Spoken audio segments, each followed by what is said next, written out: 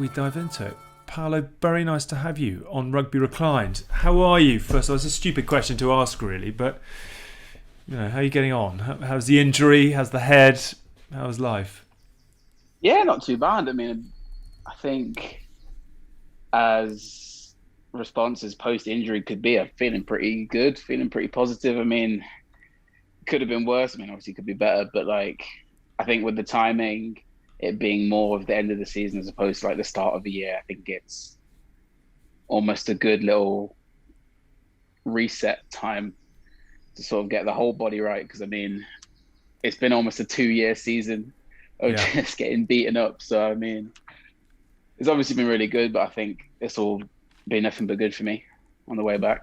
What have you actually done, and what's the sort of timeline for you? So I've completely ruptured my ACL. Oh Jesus! But yeah, so that's gone. Did you know you'd done it when it happened, or was it one of those where you sort of hop about a bit and think, oh, that wasn't quite right? So it was so weird. So I literally caught the ball of Jacob, took one step, and I just felt this wild pain in my leg. I was like, what has just happened? And then I got tackled. I was like, oh no. And I was just on the ground trying to compose myself. I was like, what's going on? And then after a minute, I was like, oh, I feel all right. And then sort of rolled over, I was chatting to the physios. I was like, no, I'm all right. And then they're like, we're taking you off anyway. So I walked off and I was on the touchline, literally just icing my knee and stuff. I was like, oh, I feel fine though.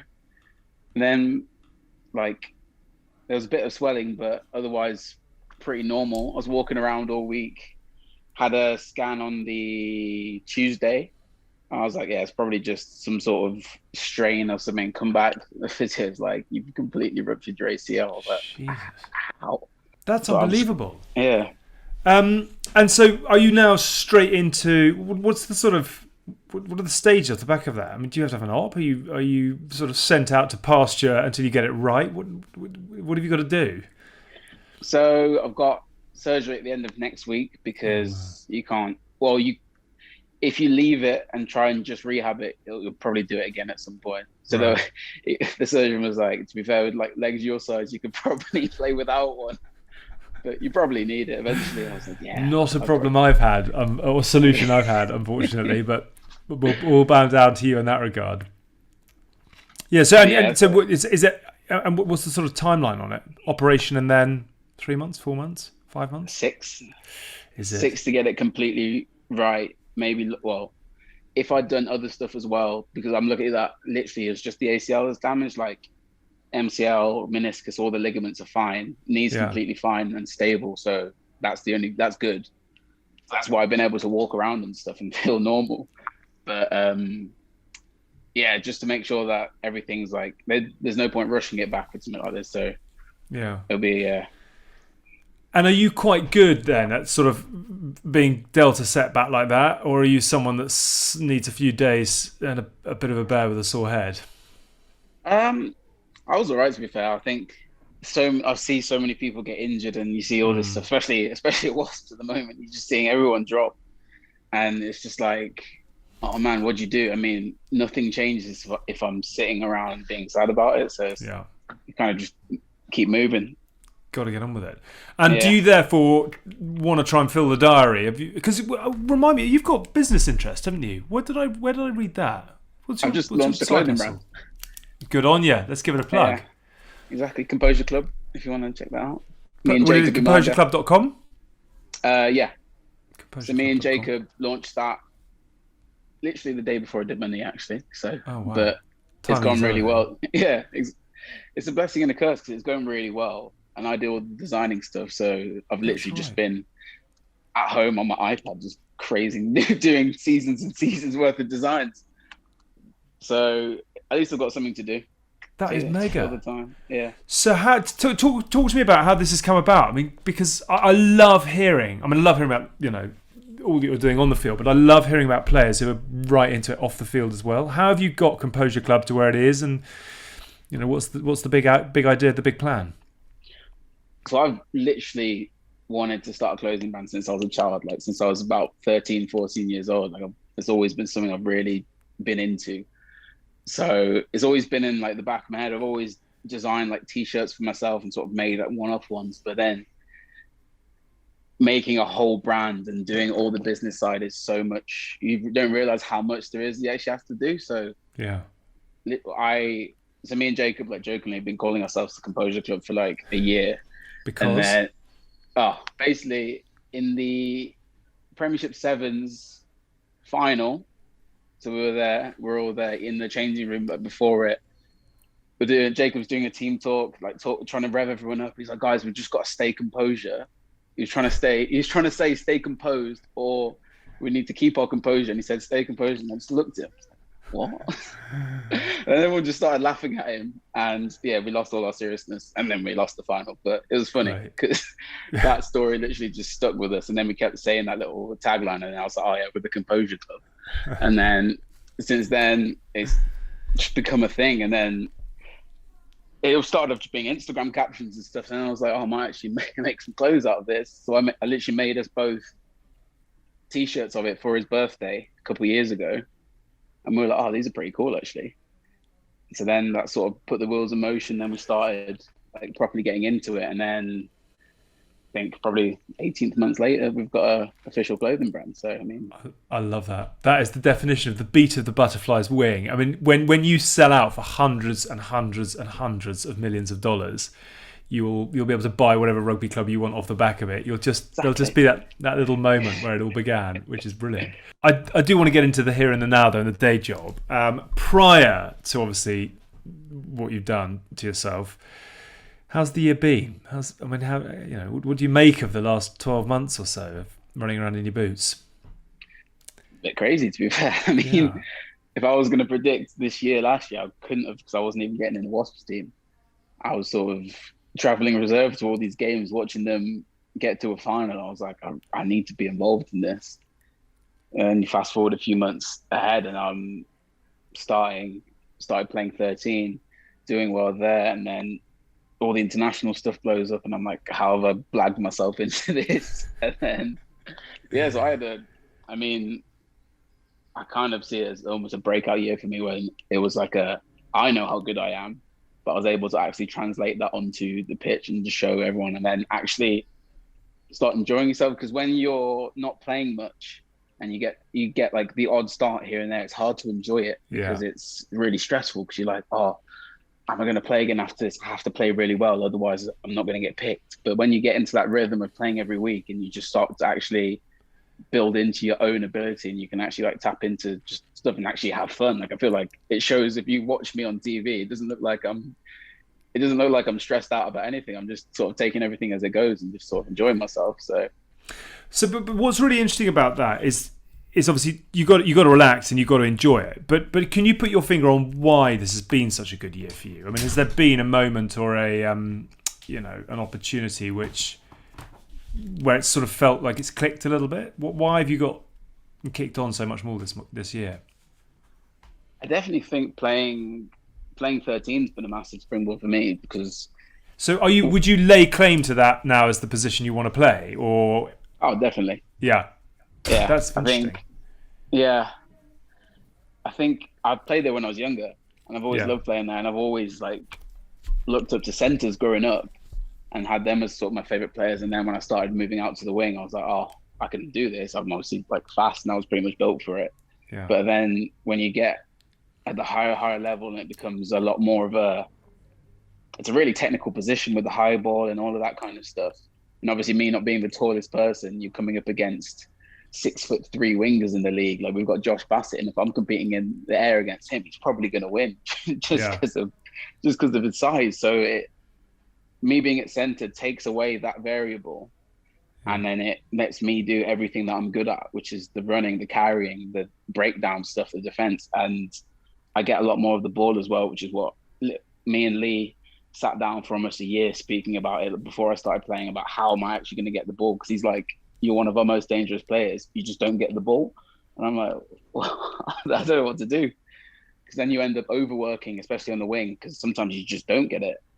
And then you end up coming off your wing and chasing it around, and then you still don't get it, and now you're on the wrong side of the pitch.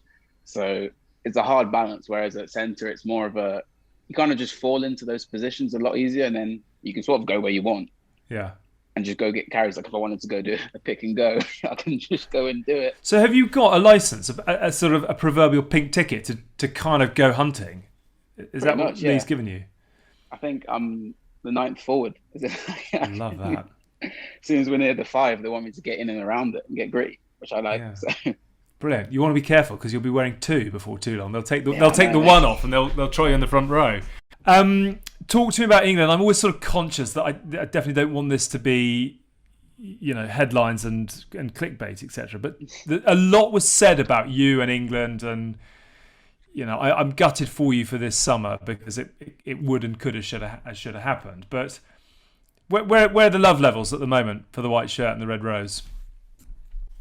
I think for me, it was always one I didn't expect to be there at all. So I think just. So how did you first get the call up? Is it sort of do you get a nice call from Eddie to say, look, we think we've got something, we've spotted something, come and have a crack with us, or is it just an email, or is it how do you get included? It's really cryptic. You get sort of little drops just fed to you for a couple of weeks, and I'm like, so the attack coach called me, Eddie called me, just like a chat. He said we're considering you, like you're in the mix, but I've spoken to enough rugby coaches to know that's not concrete. Right. So I was like, okay, cool. It's nice to actually have him say that to me. So I didn't think I was. And then you get the occasional call from the coach again, and you get the call from S&C, and I'm like, wait, hold on. Why do they need all this information from me if I wasn't going? Yeah. And then literally I'm sitting in a team meeting for Wasps for one of our games, and my phone starts going off, and I was like, obviously I can't answer it. I'm in a meeting.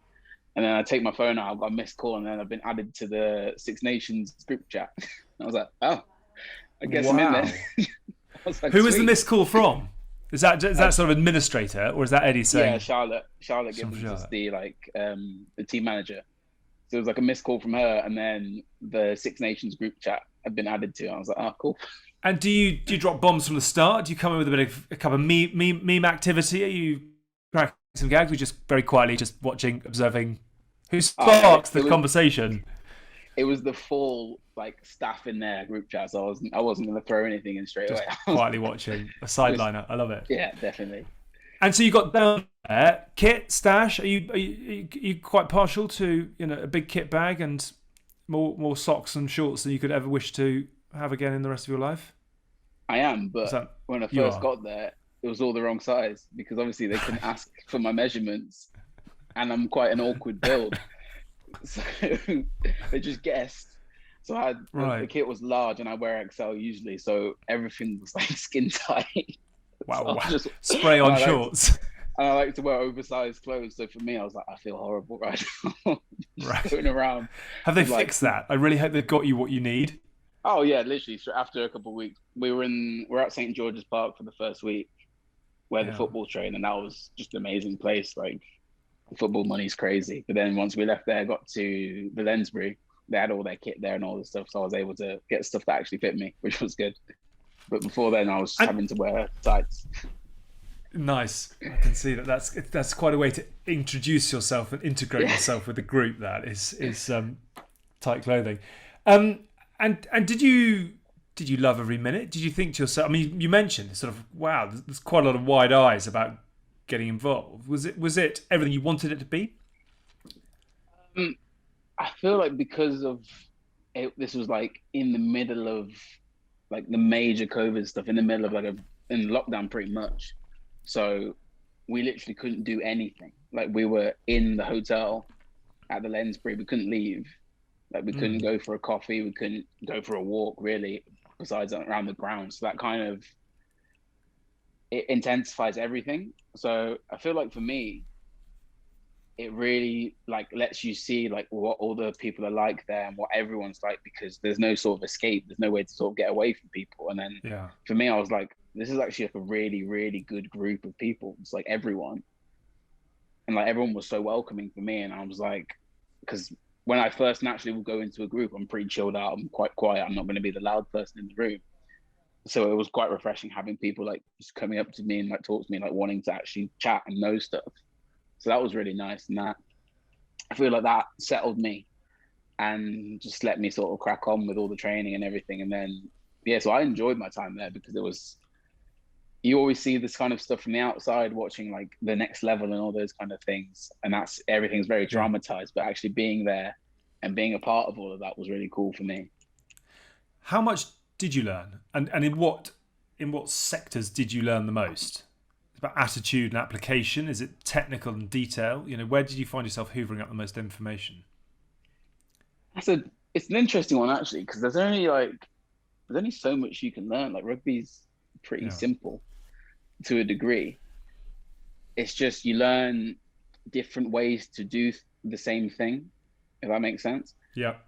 So Yeah. you'll be seeing if I watch, say, Slady do something that I do, but do it completely differently and do it really well, that's only going to help me because I'm thinking, oh, I could do it this way or I can do it my way. So it just gives you more tools. Hmm. And then obviously working with Eddie, working with Simon Amor, Ed Robinson, like all those guys who really put effort into actually honing in on the skills. And for me, it was working on those just the ball skills and all that kind of stuff constantly and just drilling that constantly just to help everything else in your game.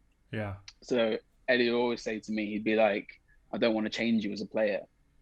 He was like, you wouldn't be here if you weren't good enough. Like your ability is up there. You just need to refine everything to make yourself that. Especially because for me, I was at the time I'd played. I think I'd started 6 games at centre, like professionally, Bloody hell. and I'm going there with people like Henry Slade, Owen Farrell, like Ollie Lawrence, all these boys who have played way more games than me in those positions. So for me, I was still learning my position in a professional sense, but Yeah. learning it in an international environment. So Wow. it's a bit of a fast track. I was going to say you got to learn quick in that Yeah, set of literally. circumstances. So you didn't play. I mean, it's fascinating to hear how much you learned on that training. You didn't play. Do you get it? Is that a massive frustration, or was it just part of the plan? And because there was a lot of noise around that, and I'm just interested as to whether when that noise was kicking off, and everyone's like, "Why is Paolo not playing? Why is Paolo not playing?" You're a bit like, "Actually, guys, could you all just quietly leave it? I know what we're doing here." Or was a little bit of you like, "I really want to get out there and show what I can do." Yeah, it's a bit of both, really. Like, obviously, I didn't want to sit there and do nothing for Yeah. 2 months, and obviously, I wanted to play because I was. This had been the first time where I was playing consistently every week, and I was playing well. Hmm. So doing that for Wasps for 8 weeks, and then going cold turkey and not having any games, it's weird, and it's a bit like, oh, I should be playing, especially watching us on TV. Yeah. And that was the time where we stopped doing very well. So it's quite stressful being at home and watching us lose and being like, oh, could I have helped? Could I have been like? But then at the same time, there were so many good players there that I was like, I can't be annoyed for this person playing. Yeah. So it's kind of a sticky one where you like, obviously you want to play, but it also makes sense that I wasn't playing because I was the new boy. And I mean, there's only a finite amount of time to sort of show what I can do and really integrate into the team because it's playing for a different team. It's a completely different structure. Like you have to learn all the new terminology. You have to learn how the others play. And then by the time you've done that and you sort of start to understand the people around you, you're almost halfway in.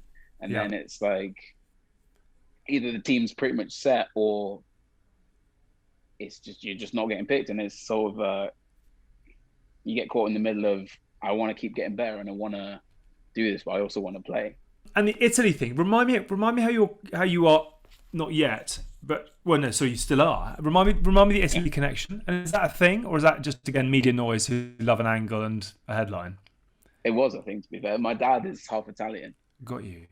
So did you so have a little call and a tap up and an email from Franco Smith or Conor O'Shea or anyone like that? I mean, that was obviously a while ago. yeah.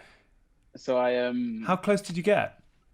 I was I was pretty much invited invited to the squad. Right. So it was that. So I had Franco Smith call me and talk to me and said, well, for starters, how do you qualify? Because obviously it Right. wasn't common news. And then obviously I told him, and then he was like, you're like in our plans for the Six Nations, and obviously we're impressed with how you've been doing.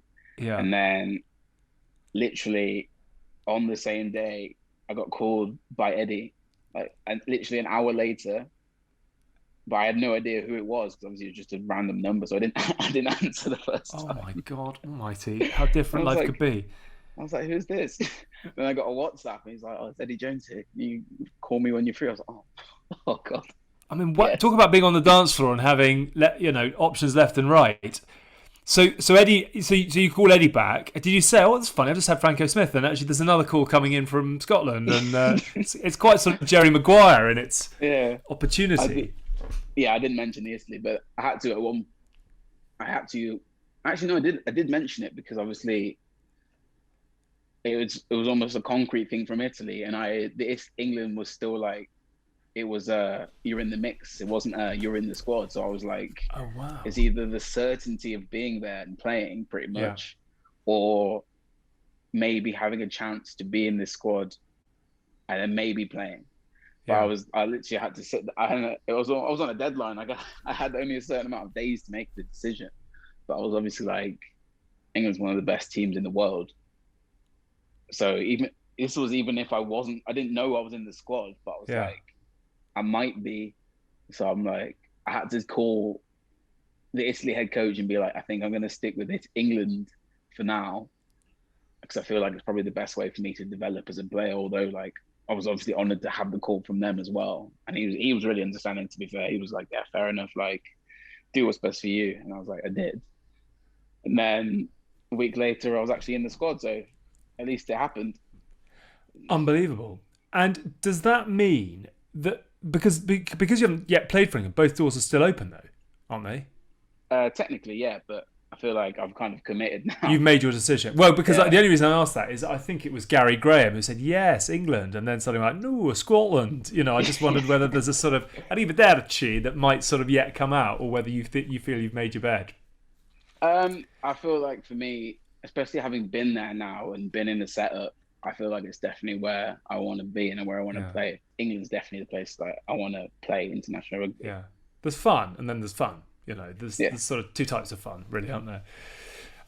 Good on you. I mean, I wish we were talking about the opportunity before you this summer, because it would be, we said in February, it would be a lot of fun to watch. But you've just sort of got to be patient and bide your time and rehab and build your empire. There's quite a few of you in rehab club at the moment at Wasps, isn't there? With Launchers and Jack Willis, obviously, and your good self, and a number of others. Is there a lot flying about when you get in, or is it quite a sort of hard going, particularly for someone like Launchers, who's done this more times than he should have done? I think it's good spirits in the group, to be fair. We've got Good. our own little group chat going. Good. The rehabbers group chat, it's great. But yeah, obviously, especially like Launchers, who's been out for a good chunk of this year, Yeah. like Jack, who's been through it all before. So you do have those spells of it. You can tell it is tough because it is tough, but then you still have the good energy and you still have everyone. I think Yeah. we've got a pretty good group in there, so I'm gonna have to go in and keep the morale going Good. because I'm the fresh face in there.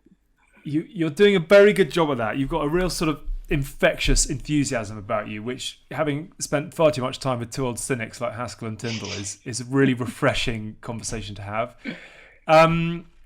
Inevitably, I mean, we just wish you all the best, because I think there's a lot of fun to be had, and it's a very easy story to follow yours, and I hope we get to see you back doing what you do best sooner rather than later, and we will follow with great interest. We'll stick all the links to Composure Club into the video and across our socials and stuff, and make sure that people know that it's there and get involved in it. Are you very away from sport in what you design? I've not seen your stuff. It's lifestyle rather than sports casual. Yeah, it's not sports gear at all. Yeah. But it can, if you want to wear it to the gym. I'm not going to stop you as long as you buy it. So. Never say never. Never say Exactly. never. Paolo, very nice to catch up. We will look forward to seeing you back ripping it up before too long. Have a lot of fun in between. A good restful summer. And thanks so much for joining us. Really nice to chat. Cheers, mate. Enjoyed it. Good on you.